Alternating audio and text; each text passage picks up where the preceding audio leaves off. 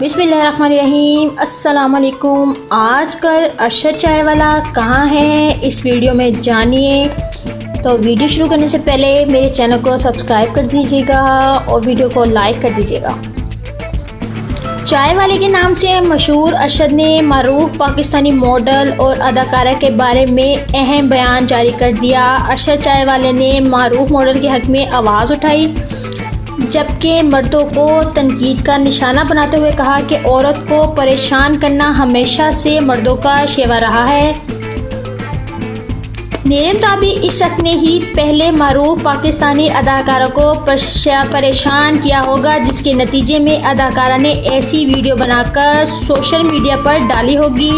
अरशद चाय वाले ने मज़ीद ये भी कहा कि मुझे नहीं लगता कि हमें वीडियो के बाइस हानिया आमिर को तनकीद का निशाना बनाना चाहिए।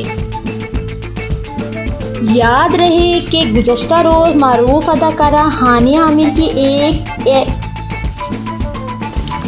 स्नैपचैट वीडियो सामने आई थी, जिसमें वो जहाज़ में अपनी सीट के पीछे बैठे मुसाफिर की बगैर इजाज़त तस्वीर बनाने की कोशिश कर रही थी, जबकि पीछे बैठा मुसाफिर हानिया की इस हरकत से सख्त परेशान नज़र आ रहा था और कोशिश कर रहा था कि वो फ्रेम में नज़र ना आए।